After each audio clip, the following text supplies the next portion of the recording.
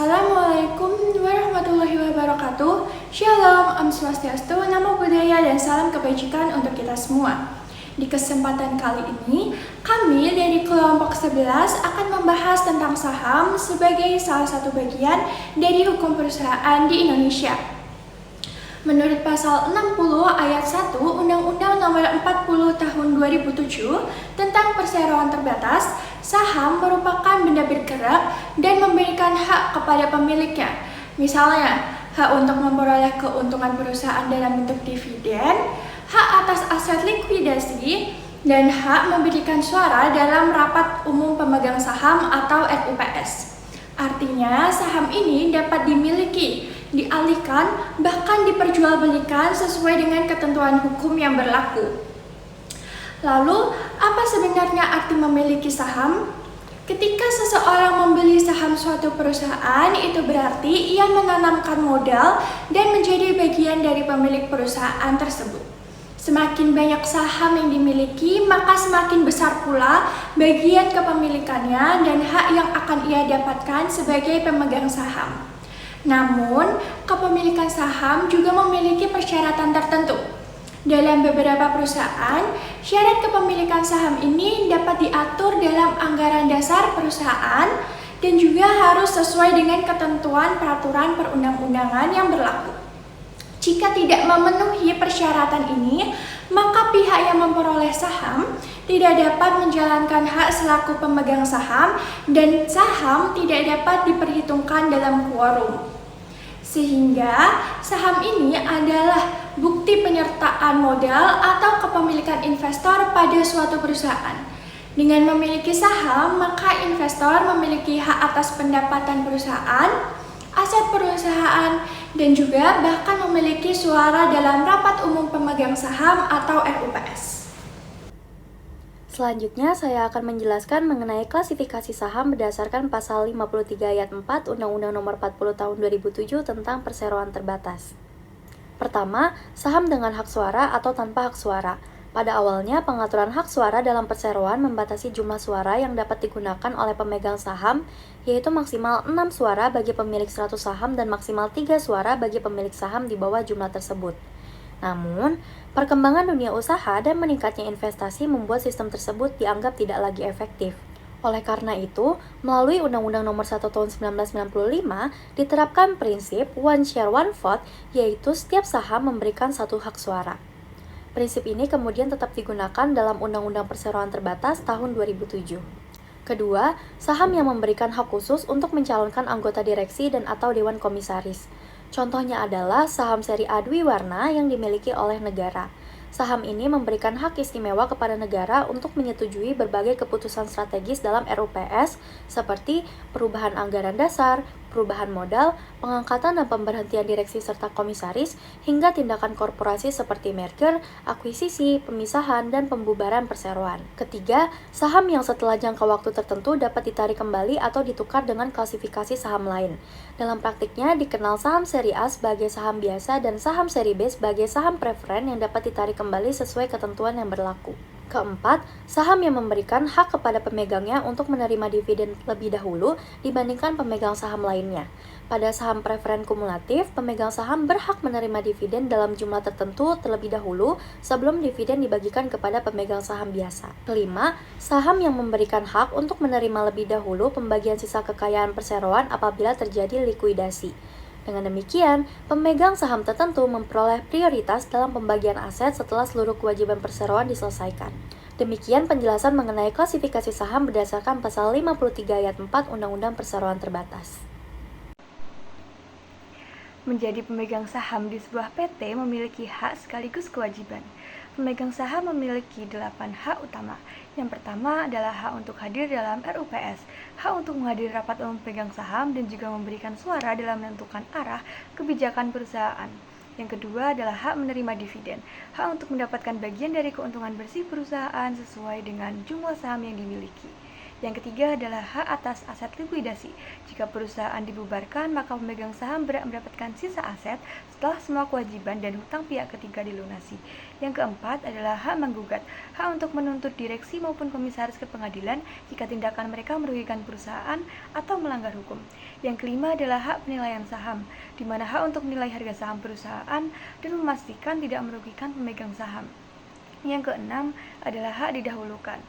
Jika perusahaan menerbitkan saham baru, maka saham tersebut wajib ditawarkan terlebih dahulu kepada pemegang saham. Yang ketujuh adalah hak pemeriksaan, di mana hak untuk mengajukan pemeriksaan terhadap direksi maupun komisaris melalui auditor independen jika diduga terdapat perbuatan melawan hukum. Yang kedelapan adalah hak membubarkan perusahaan. Jika perusahaan mengalami kondisi ekstrim dan gagal diselamatkan, maka pemegang saham memiliki hak suara di RUPS untuk memutuskan pembubaran. Di sisi lain, terdapat 5 kewajiban yang wajib dipenuhi oleh pemegang saham. Yang pertama adalah membayar harga saham. Pemegang saham wajib membayar harga saham yang diambil serta mematuhi kewajiban pajak atas dividen yang diterima. Yang kedua adalah menyetujui laporan keuangan. Pemegang saham wajib memeriksa dan memberikan keputusan atas laporan keuangan tahunan yang telah diedit sebagai bentuk pengawasan. Yang ketiga adalah mematuhi peraturan perusahaan. Wajib taat pada semua peraturan internal perusahaan dan menghindari konflik kepentingan yang dapat merugikan bisnis. Yang keempat adalah tidak merugikan perusahaan. Segala tindakan baik di dalam maupun di luar rapat harus sejalan dengan tujuan perusahaan dan tidak menimbulkan kerugian bagi perseroan. Yang kelima adalah memberikan dukungan keuangan. Apabila disepakati bersama dalam RUPS, maka pemegang saham diharapkan siap memberikan tambahan modal kepada perusahaan. Selanjutnya, kita akan masuk ke perbedaan karakteristik antara pemegang saham mayoritas dengan pemegang saham minoritas. Landasan hukumnya terdapat pada pasal 84 ayat 1 Undang-Undang PT yang menyatakan terdapat asas kebenaran mutlak atau one share one vote, yang berarti segala saham yang dikeluarkan itu mengikuti satu suara kepada sang pemilik. Hal ini menyebabkan otomatisnya pemegang saham mayoritas akan mengendalikan jalannya perseroan. Pemegang saham mayoritas di sini berarti merupakan pemegang saham yang memiliki lebih dari 50% saham dengan hak suara atau yang bisa dibilang sebagai kelompok yang memiliki kendali efektif. Sedangkan yang memiliki saham minoritas merupakan pemegang saham dengan porsi kepemilikan kecil secara individual dan tidak mampu mempengaruhi quorum keputusan RUPS tanpa berkoalisi dengan pemegang saham yang lain. Perbandingan hak dan kewajiban mayoritas dan minoritas yang pertama dilihat dari aspek pengendalian RUPS dan organ, di mana pemegang saham mayoritas dapat menentukan quorum kehadiran, menyetujui keputusan strategis, serta berwenang untuk mengangkat atau memberhentikan direksi atau dewan komisaris. Sedangkan pemegang saham minoritas tidak dapat melakukan hal seperti itu, namun quorum kehadiran dilindungi secara khusus apabila terdapat agenda yang krusial. Aspek yang kedua adalah hak konstitusional dalam mengagendakan RUPS itu sendiri. Pemegang saham mayoritas dapat meminta penyelenggaraan RUPS kapan saja secara langsung karena memenuhi ambang batas suara. Sedangkan apabila pemegang saham minoritas sesuai dengan pasal 79 ayat 2, ia secara kolektif wajib memenuhi 10% bagian dari jumlah seluruh saham apabila ingin mengagendakan RUPS itu sendiri. Lalu aspek yang terakhir yaitu pemeriksaan atau audit.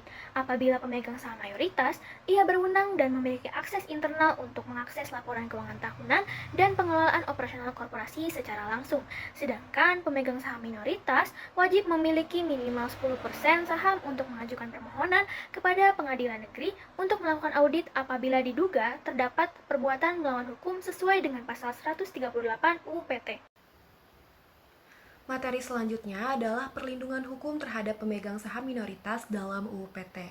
Dalam Undang-Undang Nomor 40 Tahun 2007 tentang perseroan terbatas atau yang kita kenal sebagai UU PT, memberikan perlindungan hukum kepada pemegang saham minoritas agar tidak dirugikan oleh tindakan direksi, dewan komisaris maupun pemegang saham mayoritas.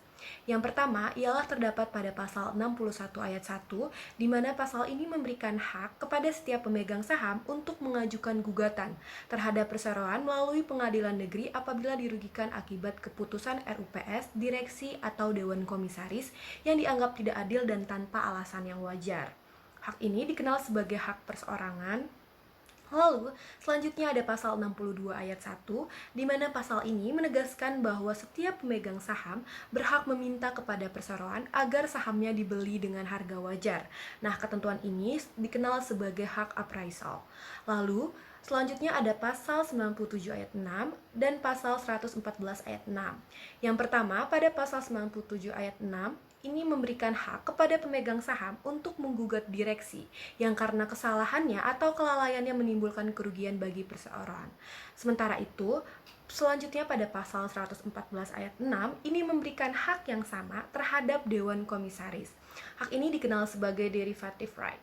Lalu selanjutnya ada pasal 79 ayat 2, di mana pada pasal ini menegaskan bahwa pemegang saham perseroan meminta diselenggarakannya rapat umum pemegang saham RUPS. Pemegang saham minoritas hanya dapat sekedar mengusulkan tanpa ada kewenangan untuk memutuskan diadakannya RUPS atau tidak.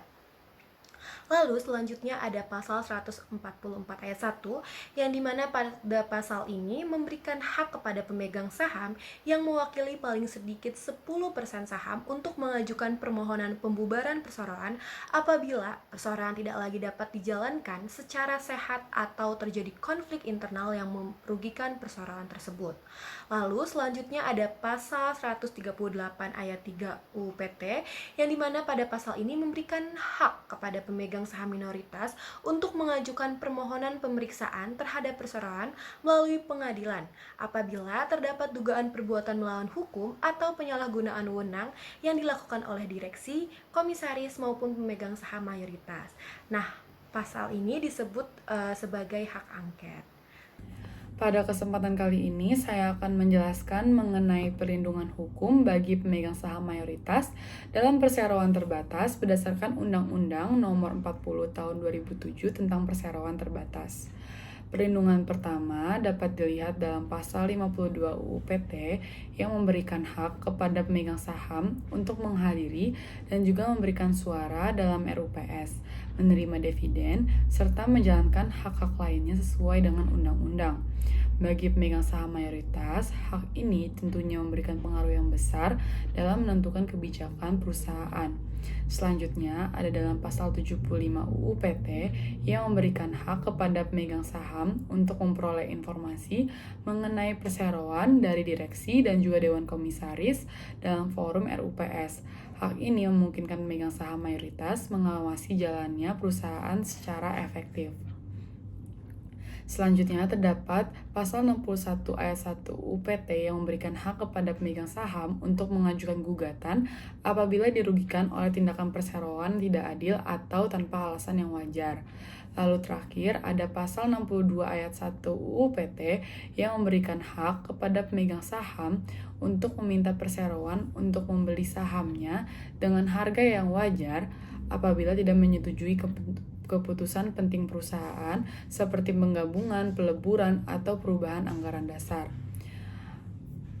Dan dengan demikian, perlindungan hukum bagi pemegang saham mayoritas diwujudkan melalui beberapa cara, yaitu seperti hak suara dalam RUPS, hak memperoleh informasi, serta hak untuk menempuh upaya hukum apabila kepentingan pemegang saham tersebut dirugikan.